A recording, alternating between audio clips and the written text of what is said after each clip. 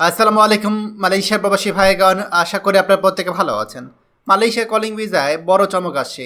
বাংলাদেশের সব এজেন্সির হাতে আসছে মালয়েশিয়া ভিসা ইস্যুর সুযোগ। চলুন খবরে বিস্তারিত জেনে নেওয়া যায়। প্রবাসী কল্যাণ ও বৈদেশিক কর্মসংস্থান উপদেষ্টা ডক্টর আসিফ নজরুল তিনি বলেছেন, আমরা মালয়েশিয়ার সঙ্গে যত আলোচনা হয়েছে আমরা আমাদের পক্ষ থেকে বলেছি সব রিক্রুটিং এজেন্সিকে সুযোগ দিতে হবে, অর্থাৎ বাংলাদেশের যত ভিসার এজেন্সি আছে সবাইকেই ভিসা করার সুযোগ দিতে হবে।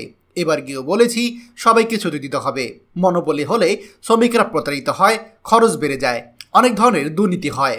বুধবার 20শে আগস্ট প্রবাসী কল্যাণ মন্ত্রণালয়ে এক বছরের অগ্রগতি নিয়ে করা সংবাদ সম্মেলনে এইসব কথা বলেন উপদেষ্টা আসিফ নজরুল। বলেন, ফিলিপিন, পাকিস্তান, নেপালের রিক্রুটিং এজেন্সি কয়েকশো, আমাদের কয়েক হাজার।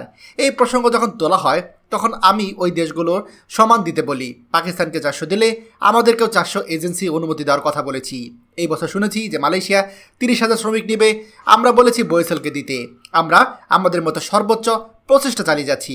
তবে আমাদের মনে রাখতে হবে মালয়েশিয়া একটি সার্বভৌম দেশ, আমরা তাদেরকে জোর করতে পারি না।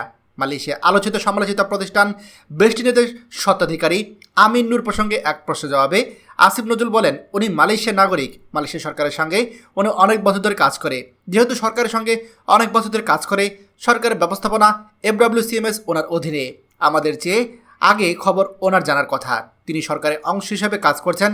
আমরা যে খবর নেই সেটা হচ্ছে ক্রেডিবল সোর্সের দিকে খেয়াল রাখি। তিনি বলেন, আমাদের মালয়েশিয়াতে দূতাবাস রয়েছে, তারা খুবই তৎপর। আমরা খুবই সতর্ক আছি যাতে কোনো সিন্ডিকেট বা দুর্নীতি চক্রের মধ্যে আমাদের শ্রমিক ভাই ও বোনেরা না পড়ে। ওনার সঙ্গে আলোচনা করা বা উনি তো আলোচনার বিষয় না। মালয়েশিয়ার সঙ্গে যখন কথা বলা হয়েছে আমাদের দায়িত্ব নিয়ে বলছি। প্রথমবার আলোচনা বলেছি আমাদের সব এজেন্সিকে কাজ দেওয়ার জন্য। তারা বলেছে আমাদের কয়েক হাজার এজেন্সি, তাদের কয়েকশো। উপদেষ্টা বলেন, আমি বলেছি তাহলে সবার ক্ষেত্রে একরকম করতে, সব দেশকে 300 কিংবা 500 এজেন্সি অনুমোদন দিতে।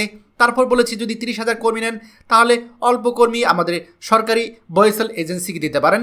এখন আমি সরকারের সঙ্গে আলোচনা করছি, আমি তো কোনো ব্যক্তির সঙ্গে আলোচনা করিনি, আর কোনো ব্যক্তির কথা বলাও ঠিক হবে না। মালয়েশিয়া যেতে না পারা কর্মীদের বেশি উপদেষ্টা বলেন, 7,900 কর্মীকে পাঠানোর ব্যবস্থা করেছে। মালয়েশিয়া বয়েসেলের মাধ্যমে নিতে রাজি হয়েছে, আমাদের কার্যক্রম শুরু হয়েছে। বাকি যে কর্মী আছে তাদেরকেও দ্রুত পাঠানো হবে। শ্রমবাজারে নতুন করে মালয়েশিয়ার সাথে চুক্তি হচ্ছে, আর এই চুক্তির আওতায় নতুন করে কর্মী নেওয়ার ক্ষেত্রে সকল রিক্রুটিং এজেন্সিকে যদি সুযোগ দেওয়া হয়, এটি আমাদের জন্য বিশাল বড় একটা সুখবর হবে। যদি সব এজেন্সিকে সুযোগ না দেওয়া হয়, অন্ততপক্ষে 200 থেকে 300 এজেন্সিকেও সুযোগ দেওয়া হয়, তাহলে শ্রমবাজারে কোনো মনোপলি হবে না। আর এই মনোপলি না হলে ভিসার খরচ কম থাকবে। কত কম খরচে মালয়েশিয়ায় কর্মী পাঠাতে পারে সেই টার্গেট থাকবে। আশা করছি আমাদের মন্ত্রী মহোদয় এই জিনিসগুলো লক্ষ্য রাখবে। খবরটি আমাদের মালয়েশিয়া প্রবাসী সকল ভাইদের সাথে এক করে শেয়ার করে সবাইকে এই গুরুত্বপূর্ণ খবরটি যারা সুযোগ করে দিন। আর আপনি যদি আমাদের এই চ্যানেল নতুন হয়ে থাকেন অবশ্যই আমাদের চ্যানেলটিকে সাবস্ক্রাইব করুন, মালয়েশিয়া সকল গুরুত্বপূর্ণ খবরাখবর সবার আগে পাওয়ার জন্য। ধন্যবাদ সবাইকে। আমাদের সকল ভিডিও আপডেট সবার আগে পেতে আমাদের চ্যানেলটিকে সাবস্ক্রাইব করুন। সাবস্ক্রাইব করতে সাবস্ক্রাইব বাটনে ক্লিক করুন এবং বেল আইকনে চাপুন, যাতে আমাদের কোনো নতুন ভিডিও আপনি মিস না করুন।